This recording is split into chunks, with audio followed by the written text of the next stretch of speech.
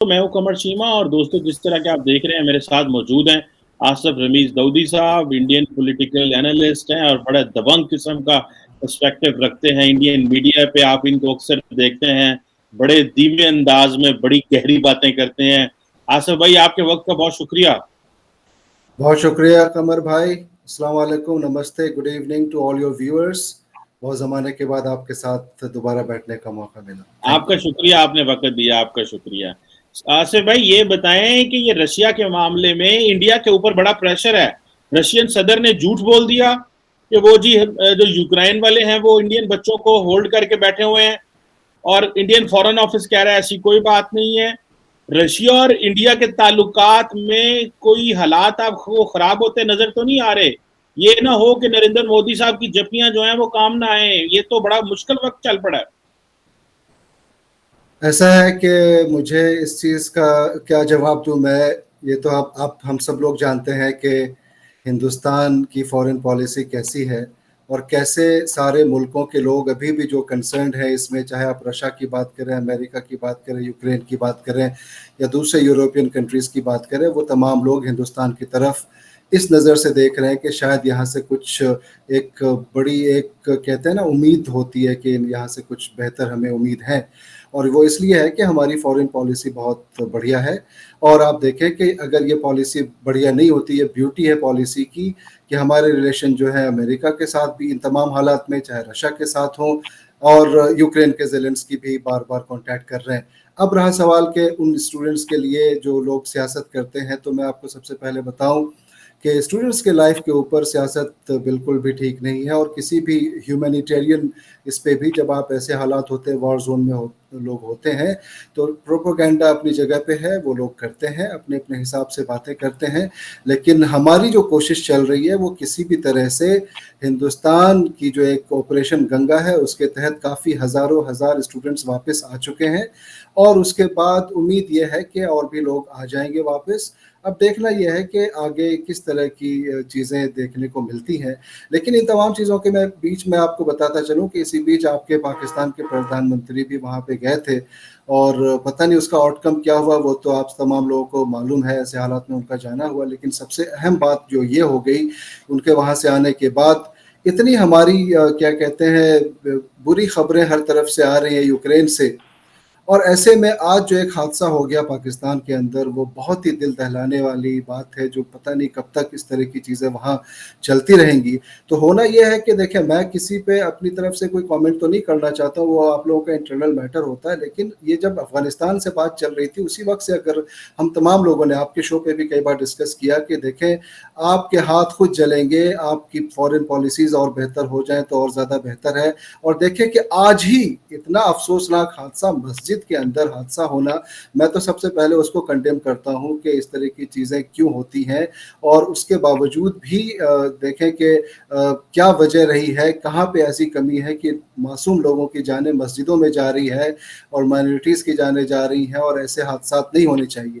तो लिहाजा मैं बताऊं कि हिंदुस्तान का जो मामला है ना, वो आप देखें तो ऐसी तमाम नज़रें जो हैं हिंदुस्तान के ऊपर हैं, और कोई भी रिलेशन ऐसा नहीं कि ख़राब होने वाला। आपके पाकिस्तान हो या बांग्लादेश हो या श्रीलंका हो, इवन चाइना हो, हिंदुस्तान ने भी UNGA के मीटिंग में एब्सटेन किया।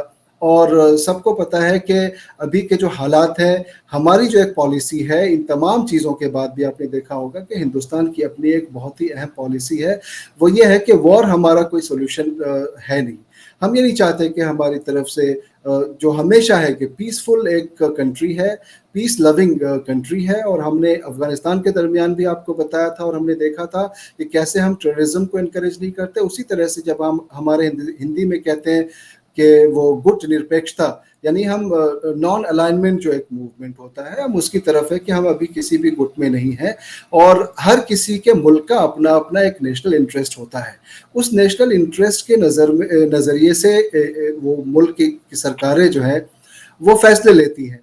तो हमारे हिंदुस्तान से जो फैसले हुए हैं जिस तरह के, वो यकीनन बहुत बेहतर है, लोग उसको अप्रिशिएट भी कर रहे हैं। अब रहा सवाल कि उन स्टूडेंट्स का वहाँ से निकलने का, तो मुझे उम्मीद है कि यकीनन चाहे वो रशिया हो, यूक्रेन हो, प्रोपेगेंडा जो भी करे लोग अपने वॉर के ज़माने में होता है ना, कुछ ह्यूमन शील्ड्स का भी इस्तेमाल करते हैं लोग ऐसी सिचुएशन जब आती है। और मेरा ख्याल है कि आपके मुल्क के भी कई ऐसे स्टूडेंट्स हैं, मेरा हज़ारों में तो होंगे ही, जो वहाँ पे फंसे हुए हैं, जो स्टूडेंट्स हैं या फिर वहाँ जो शहरी हैं पाकिस्तान के। तो क्या पता अगर वो रशिया से आपके प्राइम मिनिस्टर होकर आए हैं तो आपके व्यूअर्स को मैं बताऊं कि शायद उससे कुछ फ़ायदा हुआ हो, और वो तमाम स्टूडेंट्स शायद अब लाहौर, कराची और बाकी शहरों में आके अपने क्या कहते हैं वालिदैन के साथ अपने मुल्क में मौजूद हों। तो पता नहीं उनके साथ क्या गेम हो रहा है। हमारी तरफ तो लोग अभी कई हज़ारों हज़ार आ चुके हैं। नहीं आसिफ भाई, बात ये नहीं है। मेरा ख्याल है कि पाकिस्तान का फॉरेन मिनिस्टर को मैं देख रहा था, वो कह रहे थे हमने इंडियन स्टूडेंट्स की मदद की। मैं बहुत सारे इंडियंस को देख रहा था, वो कह रहे थे हमने पाकिस्तानी स्टूडेंट्स की मदद की। ये एक ह्यूमैनिटेरियन इशू है यहाँ पे, तो एक क्रॉस द बोर्ड, इसमें तो किसी मुल्क का ताल्लुक नहीं है, ये इंसानियत की बात है। और यहाँ पे मदद करना जो है वो जिक्र भी नहीं करना चाहिए इस तरह के मुश्किल सिचुएशन में। अगर इंडिया ने की है या पाकिस्तान ने की है तो ये कोई किसी पे एहसान नहीं किया। ये जहां भी इंसान रहते हैं वो एक दूसरे के साथ इसी तरह अच्छा बर्ताव करते हैं। एक बात आसिफ भाई, आपने किसी सवाल का मेरे जवाब नहीं दिया, गोल में गोल करके निकल गए। मैं आपको कह रहा हूं कि इंडिया के ऊपर प्रेशर डाल रहा है क्वाड का, आप कह रहे हैं कि नहीं वो पाकिस्तान में बॉम्ब ब्लास्ट हो गया, नहीं इंडिया में ये चल रहा है वो चल रहा है।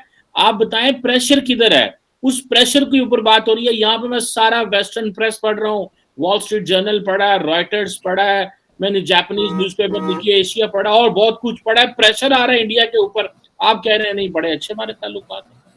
ये आप बिल्कुल सही कह रहे हैं कि आपको ऐसा लग रहा है, या कुछ मीडिया जो कंसर्न्ड ऐसे लोग हैं जिनकी नज़रें रहती हैं कि कहाँ प्रेशर है। मुझे बताएं कि क्वाड की मीटिंग हुई, आज भी हिंदुस्तान की जो लीडरशिप है उनकी मीटिंग्स जो है अमेरिका के साथ भी चल रही है, क्वाड की मीटिंग्स भी चल रही है। उधर रशिया में पुतिन से भी बात हो रही है, उधर ज़ेलेंस्की से भी बात हो रही है। तो मुझे ये बताया ना, वो प्रेशर जो है अगर वैसा होता तो कम से कम ये चीज़ें दिखती ना कि पूरी तरह से कुछ सैंक्शंस लग गए, कुछ प्रॉब्लम्स आ गई। मुझे आउटकम बताए ना। ये तो एक हुआ एज्यूम करने की बात कि प्रेशर हो रहा है, प्रेशर बन सकता है। जब ऐसी सिचुएशन होती है, वॉर लाइक सिचुएशन है, लोग कह रहे हैं कि क्या पता कि एक वर्ल्ड वॉर 3 ना हो जाए, फलाना ना हो जाए, न्यूक्लियर वेपन की कोई बात ना आ जाए। तो ऐसे में देखें लोग अपने अपने ब्लॉक्स बनाते हैं, लेकिन मुझे आउटकम में ज़्यादा मैं इंटरेस्टेड हूँ, रिजल्ट में ज़्यादा इंटरेस्टेड हूँ, एजम्पशन में नहीं। देखिए अभी तक तो तमाम चीज़ें चल रही ना, अगर कुछ ऐसी चीज़ आपके नज़र में आई है उस प्रेशर के नतीजे में कि हिंदुस्तान को आइसोलेट कर दिया गया हो या हिंदुस्तान की नज़र नहीं आ रहा हो, तो मुझे ज़्यादा बड़ा मज़ा आएगा इसका जवाब देने में। लेकिन मुझे ऐसा लग रहा है तमाम चीज़ें इंडिया के अंदर क्या मूड है? इंडिया के अंदर क्या मूड है अगर लेट से प्रेशर आता है अमेरिका की तरफ से, बरतानिया की तरफ से या बाकी ममालिक की तरफ से, इंडिया के अंदर क्या मूड है इस हवाले से कि क्या वो कोई साइड नहीं लेंगे, वो अपनी पोजीशन बरकरार रखेंगे भले जो मर्जी इंटरनेशनल कम्युनिटी के, या कि आप समझते हैं कुछ ना कुछ आपको रशिया के ऊपर कुछ ना कुछ तनकीद करनी पड़ेगी? मूड क्या है, अवाम का मूड क्या है? क्योंकि मैं बहुत सारे लोगों को देख रहा था, शायद वो समझते हैं कि हम अमेरिका के गुस्से में या अमेरिका के उस जाल में नहीं आएंगे। आप कैसे देखते हैं, मूड क्या है? देखिए मूड क्या है, इंडिया ने अभी भी जो कहा है मुझे लगता है वही मूड रहेगा कि आप जब टेरिटोरियल इंटीग्रिटी की और किसी कंट्री के सोवरेनिटी की बात करते हैं और उसका वायलेशन होता है तो उसको तो कंडेम किया ही जाता है। आज भी इंडिया की तरफ से ये तमाम बातें आ रही हैं। आप अगर वहाँ के मिनिस्ट्री, फॉरेन मिनिस्ट्री के इसको देखेंगे, रिपोर्ट्स को देखेंगे या वहाँ के स्टेटमेंट्स को देखेंगे, तो ये ठीक है कि उसमें एब्सटेन करना या वहाँ पे कोई साइड नहीं लेना वो अलग चीज़ है। लेकिन मैं आपको बताऊं कि इंडिया की यही कोशिश है और इंडिया यही आगे भी कोशिश करेगा भी कि किसी भी तरह से ये तमाम मामले नेगोशिएशन पे आ जाए और किसी भी तरह से इसका पीसफुल सॉल्यूशन निकले। और साथ साथ ये भी है कि किसी भी कंट्री की जो अपनी सॉवरेनिटी होती है और किसी भी कंट्री की जो अपनी टेरिटोरियल इंटीग्रिटी होती है उसका भी वायलेशन नहीं होना चाहिए। अब आपका सवाल है कि इंडिया क्या करेगा या क्या करेगा, ये तो मैं अभी भी कह रहा हूँ कि वो प्रेशर क्या है नहीं है, ये तो लोगों का एक प्रोपेगेंडा भी हो सकता है ना। वो तमाम लोग जो लगता है कि उनको कई चीज़ों में, इंडिया की कई चीज़ों से लेके वो खुश खुश नहीं हो, या उनको लगता है कि वहाँ की फॉरेन पॉलिसीज कहीं ऐसी तो नहीं कि ख़राब है, तो वो इस तरीके की चीज़ों को एक नैरेटिव सेट करवाते हैं सोशल मीडिया पे। मुझे जो तमाम चीज़ें दिख रही हैं और आपके व्यूअर्स को भी दिख रही होंगी, वो यही दिख रही है कि अभी इंडिया की जो ब्यूटी है उसके फॉरेन पॉलिसी की, वो यही है कि आज वो चाहे रशिया हो, चाहे अमेरिका हो, चाहे यूरोपियन यूनियन के कंट्रीज हो, चाहे आपके हमारे पड़ोस में आप बात कर ले जो बांग्लादेश है, श्रीलंका है, या तमाम दूसरे ऐसे मुल्क हैं, उनमें तमाम बेहतर रिलेशन है। तो ये प्रेशर क्या आएगा, अगर जब कोई प्रेशर आएगा तो मैं श्योर हूं कि हिंदुस्तान की लीडरशिप और हिंदुस्तान की जो हिस्ट्री रही है ज़माने से, इन तमाम प्रेशर्स को बड़ी आसानी से झेलेगी और बहुत अच्छे फैसले के साथ आगे आएगी। और इसको मैं दोबारा एक सेंटेंस में ये कनेक्ट करना चाहूँगा कि ठीक इसी तरह का नैरेटिव अफगानिस्तान के वक्त भी चला था कि हिंदुस्तान की फॉरेन पॉलिसी ऐसी है, हिंदुस्तान ऐसे सोच रहा है, हिंदुस्तान वैसे कर रहा है और आइसोलेशन में है। लेकिन at the end of the day क्या हुआ, इसका नतीजा आप भी जान रहे हैं, मैं भी जान रहा हूँ। तो मैं नतीजों में बिलीव कर रहा हूँ, मैं अजम्पशन पे नहीं जा रहा हूँ। जब कुछ चीजें सामने आएंगी तो फिर उसको यकीनन उस तरीके से हैंडल करने की कैपेबिलिटी पूरी तरह से है हिंदुस्तान के। अच्छा आसिफ भाई, ये बताइएगा, ये जो स्टूडेंट्स का क्राइसिस था, इसको किस तरह देखा गया है जनरल पब्लिक में? क्या नरेंद्र मोदी साहब को ये देखा गया कि उन्होंने इसको अच्छे तरीके से डील किया? जनरल पब्लिक क्या कहती है? क्या या के समझते हैं कि नहीं, इसकी मिस हैंडलिंग हुई है, क्योंकि इंडिया के कुछ बच्चे जो हैं वो अपनी जान से भी गए हैं, रशियन प्रेसिडेंट ने भी इसके ऊपर बात की है, और उसके बाद इंडियन फॉरेन ऑफिस को भी स्टेटमेंट देनी पड़ गई। तो जनरली नरेंद्र मोदी साहब और उनकी गवर्नमेंट के ऊपर प्रेशर है, या उनके ऊपर तनकीद की गई है, या अच्छे से कहा गया है कि उन्होंने अच्छे से इवैक्यूएट किया और इसी तरह ही इवैक्यूएशन होती है वॉर कॉन्फ्लिक्ट जोन से? इसको जरा काइंडली बताएं।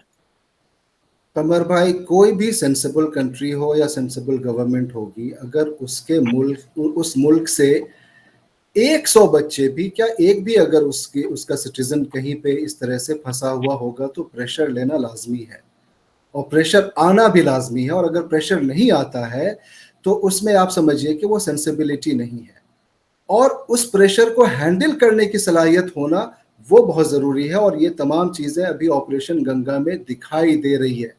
आपको मैं बताऊं कि ये 2-3 दिन के अंदर की भी आप रिपोर्ट्स ले लें तो आपने देखा होगा कि किस तरह से वहाँ के तमाम बॉर्डर्स में, आप अर्मेनिया जाएं, पोलैंड जाएं या यूक्रेन में, जो इंटरनल कुछ मसाइल हैं लोकल उसमें कम्यूट करने की या लोगों को वहाँ तक उस पॉइंट तक पहुँचने की, वो एक बड़ा मसला है।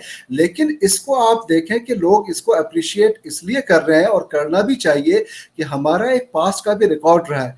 मैं खुद कुवैत के अंदर था, उस वक्त भी कुवैत में जब इवैक्यूएशन हुआ, मैं क्या कहते हैं गल्फ वॉर 2 की बात कर रहा हूँ, मैं खुद उसका आई विटनेस रहा हूँ। मेरे सामने मिसाइलें आई, मैंने उन चीज़ों को देखा और कैसे वहाँ से इवैक्यूएट करवाया गया। तो इन तमाम चीज़ों में हमें बहुत सारी चीज़ों में कैपेबिलिटीज़ भी है और एक्सपीरियंस भी है, और हमें पता है कि हम किस तरह से हैंडल करते हैं। लेकिन जब वॉर की ऐसी सिचुएशन आती है तो उसमें प्रेशर भी आता है और उसमें कुछ ना कुछ मिस कैलकुलेशंस भी होती हैं, और सब बहुत सी ऐसी चीज़ें होती हैं जो उस वक्त के हिसाब से शायद कुछ बेहतर हो सकती थी किसी भी मुल्क के लिए, और उसको लगता है कि बाद में कुछ और बेहतर हो जाए। उसमें 2-4 चीज़ें जो आ गई सामने, उसको मैं आपको बताता चलूँ कि एक तो वहाँ के जो तमाम कॉलेजेस और यूनिवर्सिटीज़, हमारे ज़्यादातर तो स्टूडेंट्स ही वहाँ पे स्टक है ना, स्ट्रैंडेड जो स्टूडेंट्स हैं, जो भी वहाँ पे पढ़ रहे थे, आप उनके रिपोर्ट्स देखें, आप उनका इंटरव्यूज देखें तो आपको अंदाजा होगा, आप उनसे बात करें। मैं तो कई स्टूडेंट्स के कांटेक्ट में खुद हूँ। उन तमाम कॉलेज के मैनेजमेंट ने बार बार ये सर्कुलर्स दिया, एडवाइजरीज दी कि आपको अटेंडेंस वहाँ पे 100% रखना है, या जो भी रिक्वायर्ड अटेंडेंस होती है वो रखनी है, अदरवाइज आपको एग्जाम में नहीं बैठने दिया जाएगा। कोरोना की वजह से पहले ही से 1-2 साल तक वो प्रॉब्लम्स चल रही थी, पढ़ाई पे डिस्टर्बेंस था। उन तमाम चीज़ों को देखते हुए स्टूडेंट्स को ऐसा लग रहा था कि हमें वहाँ पे कॉलेज में रहना ज़रूरी है। दूसरी चीज़ ये है कि आप देखें कि पूरी दुनिया के जितने भी एनालिस्ट थे और जो तमाम लोग बात कर रहे थे, वो तमाम यही कह रहे थे कि शायद ऐसा नहीं हो कि इतने क्या कहते हैं फुल स्केल पे कोई एक वॉर वहां पे हो जाए, इन्वेजन इस तरह से होगा। और उसकी एक और वजह थी कि वॉर शुरू होने के 2 दिन पहले ही पुतिन की तरफ से किस तरह से वहां की ट्रूप्स को वापस बुलाए जाने की खबर आ गई थी। और उसके बाद फिर ऐसा लग रहा था कि शायद ये तमाम चीजें नहीं भी हो, तो लोग बड़ा कंफ्यूज्ड हो गए थे। कंफ्यूजन जो था ना वो बहुत ज्यादा था लोगों में, और वहाँ यूक्रेन की सरकार में भी था, और वो खास तौर से इसमें जो सबसे बड़ा एक मामला हो गया जो बहुत ही गलत हुआ, वहाँ के कॉलेजेस ने बहुत ही स्ट्रिक्ट तरीके से कहा स्टूडेंट्स को कि आपको वहीं पे रहना है और आपको अटेंडेंस के साथ कॉम्प्रोमाइज नहीं करना है, आपकी पढ़ाई डिस्टर्ब होगी। तो जो बच्चा होता है ना, जो स्टूडेंट होता है, जिनको अपने करियर की फिक्र होती है, उनको लगता है कि अरे हो सकता है कि चीजें बेहतर हो। उस वक्त तक हालात बिल्कुल नॉर्मल ही दिख रहे थे वहां पे, तमाम मीडिया रिपोर्ट्स में और तमाम लोगों से बात करके भी यही अंदाजा लग रहा था। अब इसमें बताएं कि कोई हुकूमतें क्या करेंगी।